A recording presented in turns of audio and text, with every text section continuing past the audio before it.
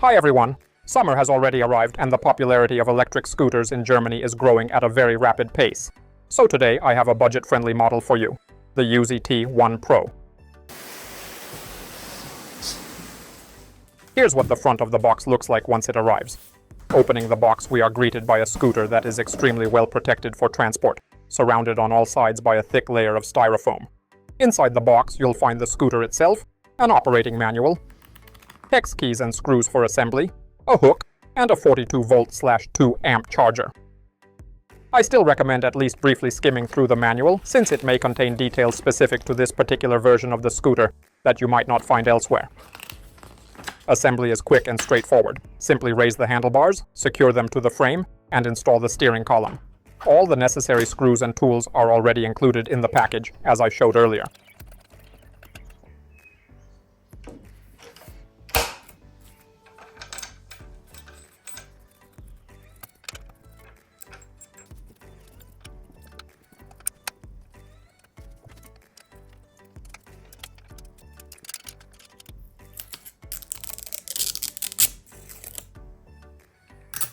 And here is how the T1 Pro looks immediately after assembly. At first glance, the design probably looks familiar, and that's no coincidence. Much like countless other scooters on the market, it clearly takes inspiration from the legendary Xiaomi Mi electric scooter M365. The scooter is constructed primarily from metal, combined with fairly good quality plastic components. It weighs around 14.5 kilograms, which still makes it relatively easy to carry around when necessary. At the same time, it supports riders weighing up to 120 kilograms, which says quite a lot about the overall frame strength and build quality. USIE equipped this model with 10-inch tires. While they are not pneumatic, the material itself is soft enough to remain reasonably comfortable in everyday use.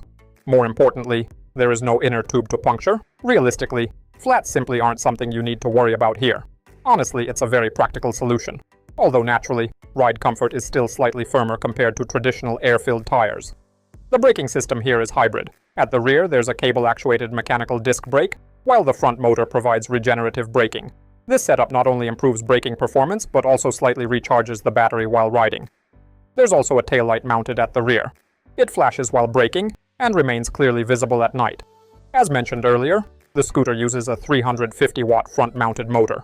In locked mode, top speed is limited to 25 km per hour, while unlocked mode allows speeds up to 40 km per hour. The motor is rated at 350 watts nominal power, with peak output naturally being higher. For everyday urban commuting, there's honestly more than enough power here. The front-wheel drive setup also keeps the design mechanically simple and easy to maintain. The handlebars serve as the scooter's control center. They are fairly narrow, while the grips use a textured rubber surface that feels secure and comfortable in the hands. On the left side, you'll find the brake lever for the rear disc brake, positioned right next to a practical bell. In the center sits a color display. It shows all the essential riding information, including battery level, current speed, riding mode, and more. One interesting detail is that the display backlight changes color depending on the selected riding mode. In Eco and Drive modes, the backlight remains white, while Sport mode switches to red to indicate the more aggressive performance setting. Double pressing the same button turns the headlight on or off. A triple press switches the speed units between kilometers and miles. Above the display, there's also a QR code. Scanning it redirects you to the download page for the Tuya Smart app, available on both iOS and Android. The app allows you to remotely control various scooter settings, adjust speed limits, and use additional security functions. The cruise control function activates after holding the throttle steady for around 10 seconds. Lighting controls are also accessible directly through the app, so there's no need to use physical buttons every time. The zero start function allows the motor to engage smoothly from a complete stop, without requiring a traditional kickstart. In crowded urban environments, that can actually be surprisingly convenient. The app also allows you to switch between Eco, Drive, and Sport riding modes. Another useful feature is the digital lock function, which remotely disables the motor and adds an additional layer of anti-theft protection whenever the scooter is left unattended. You can also switch between kilometers and miles directly inside the app, according to your personal preference. Interestingly, the app also allows you to override the manufacturer's preset speed limits.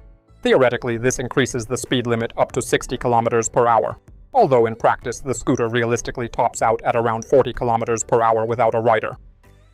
At the front of the steering column sits an LED headlight. Its brightness is fairly modest. Yes, it makes you visible to others. but don't expect it to completely illuminate a dark road. The folding mechanism is very simple and robust. You simply pull the front latch to release the steering column. It takes a fair amount of force to operate, but that also means the handlebars feel solid, with no noticeable wobble or looseness while riding. Finally, the handlebars hook onto the rear latch, making the scooter easy to carry around. The hook itself can also be used to carry a bag. Between the wheels sits the deck, finished with a rubberized anti-slip surface. There's enough standing room overall, although because the deck itself is fairly narrow and compact, riders with larger feet may need to position their feet one behind the other. On the side of the deck, you'll find the charging port protected by a rubber cover. The scooter carries an IPX5 water resistance rating, meaning light rain and dust are not a problem. However, I still wouldn't recommend riding in extremely harsh weather conditions whenever possible. There's also a side-mounted kickstand. Inside the deck sits a 36-volt, 10.4 ampere-hour lithium-ion battery. Honestly, for a scooter in this price range, the battery is one of its stronger points. With a total capacity of 374.4 watt-hours, the manufacturer claims a range of 25 to 35 kilometers on a single charge.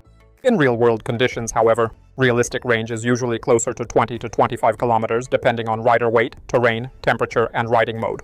Charging takes around 5 to 6 hours using the included 2-amp charger, which is perfectly reasonable for daily commuting.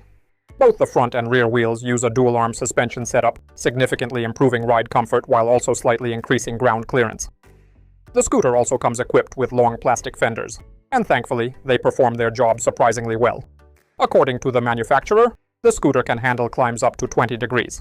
Realistically though, especially with heavier riders, the practical limit feels closer to 10 to 15 degrees. One thing I didn't really like is the rear fender. It's entirely plastic, and the warning sticker specifically reminds you not to step on it. My real-world performance results were pretty much what I expected. On flat terrain, the scooter consistently reached around 24 to 27 kilometers per hour, which is genuinely impressive considering the nominal 350-watt motor. Riding aggressively in sport mode through mixed urban conditions, I managed roughly 14 to 15 kilometers on a single charge. In eco mode with gentler riding, that figure increased closer to 20 to 22 kilometers, which is still perfectly respectable for a scooter in this class. Realistically, I'd say the T1 Pro works best for daily commutes in the 15 to 20 kilometer range. Of course, you can ride farther if necessary, but for significantly longer distances, a larger and more powerful scooter would simply be a better option. Braking performance overall is quite good. The combination of the rear disc brake and front regenerative braking provides confident stopping power. That said, because of the solid tires, you still need to be careful on wet or slippery surfaces, especially during rain. To sum it up, the USIE T1 Pro could be an excellent choice for students, suburban commuters, or anyone looking to get into electric transportation for the first time. Its low-maintenance design and puncture-proof tires make it especially appealing for riders who simply want a reliable everyday scooter, without constantly worrying about maintenance. And that's all from me. You can buy it using the link in the description. Thank you all for watching. Good luck to everyone. Bye everyone. Ciao.